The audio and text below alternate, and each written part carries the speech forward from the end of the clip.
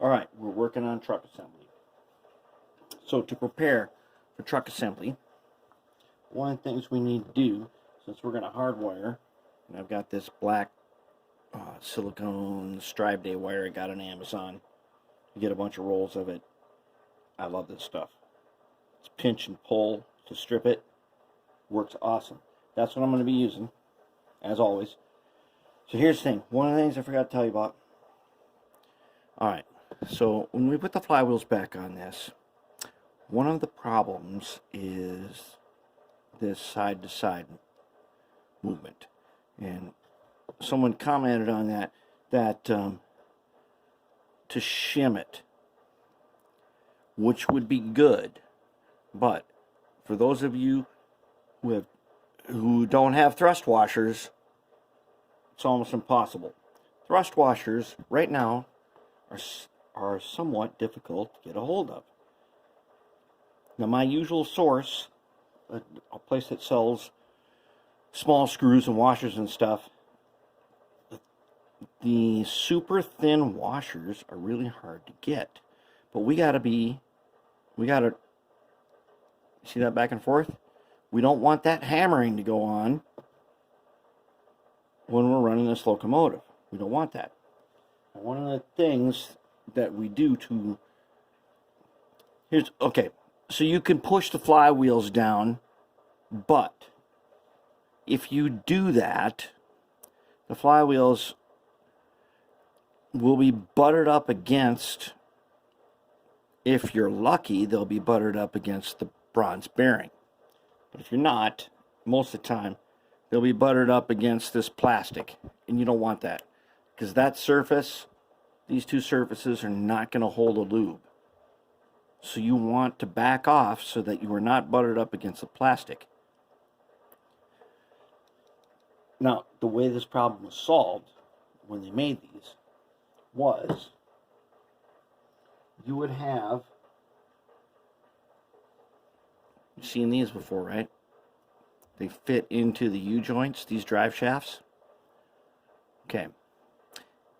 Now, many of you have been monkeying around with Athearn and have cut these things to length to fit in places where you wanted them to.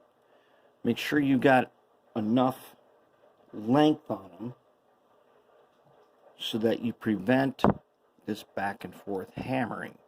You don't want that.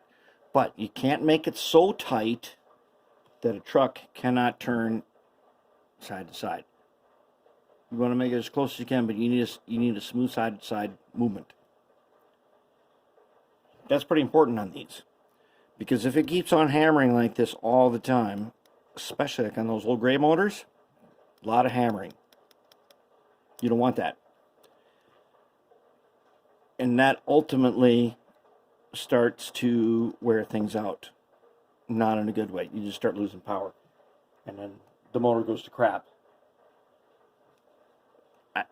I have not found a lot of motors that way, but I do have two in my junk box that I looked for earlier today that are that way. That had a bunch of hardware with super tight flywheels, and that was bad. Now there is play, there is room here to go back and forth, but you don't want, every time you switch direction, it's going to hammer in the other direction, and you don't want to do that. So when we get to linking this thing up, we want to remember that we want to keep it, the movement, see that? We want to keep that movement as minimal as possible. Now, if we could obtain more thrust washers, we could oil those and put them in between. Until I can find a source. Well, actually, because I don't really use these anymore, and I'm putting these in here just because I'm restoring something I did 30 years ago. Doesn't mean we don't need thrust washers, but the thrust washer for this shaft is bigger than new motors have a 2mm shaft. We need to find thrust washers for those. However, those are a different kind of motor and they don't have this problem. And since we eliminate flywheels there, we don't have that problem. We have that problem here now. We're going to deal with that when we put this back together to minimize this movement. Now, going on to the trucks. Here's the thing. When you see a side frame like this arm, if you have not broken it off, when you put it on the locomotive, and the locomotive right here, the frame is facing forward, because here's the light bracket for the front going that way. This arm should be facing you, telling you that this one goes here. Okay? Now, in this particular rebuild, we're going to go ahead and use the top of this to solder the red wire. On the other side of that is this. There's the socket where that little pin fits in. I'm going to put some dielectric grease on here.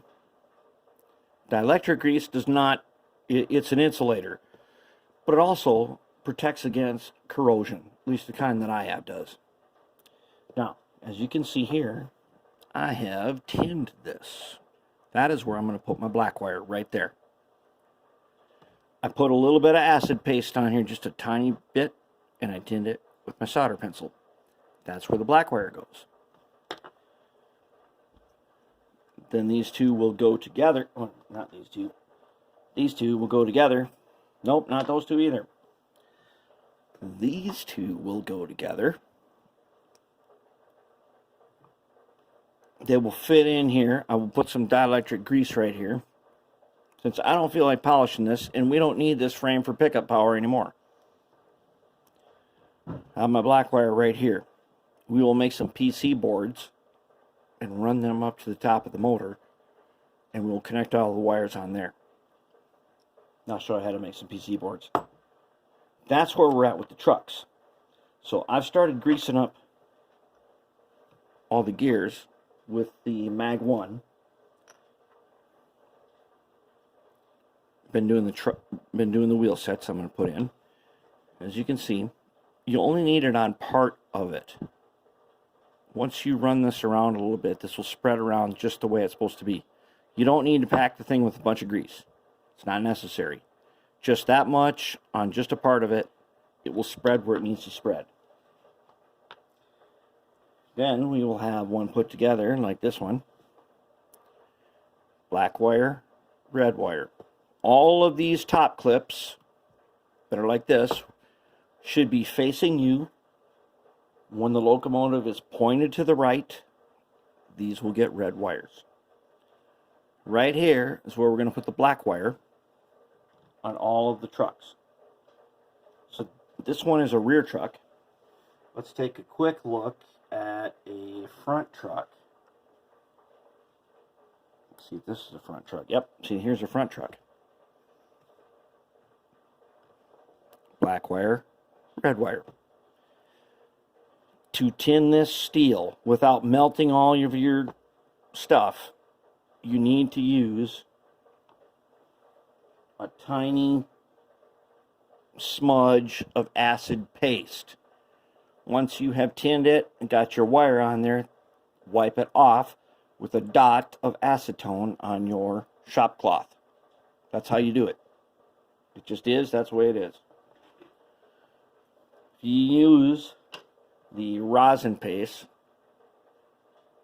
you will end up heating it up and melting things you do not want to melt. So don't do that. Then we've got these four-wheel trucks. They're going to work exactly the same way. And we put these together now in a bunch of videos. I'm going to go ahead and put them together, because the next thing we're going to test is coupler height. And if the coupler height is wrong, we're going to mill it. That's where we're at right now. So, I'm going to put together all these trucks. I'm going to get black wires and red wires everywhere they need to go. We're going to test for coupler height. And then we're going to make PC boards. I'm going to show you how to make a PC board. And you'll be able to use that. I use it for a whole bunch of stuff. It makes your wiring extremely clean. All right, let's get on down to it then.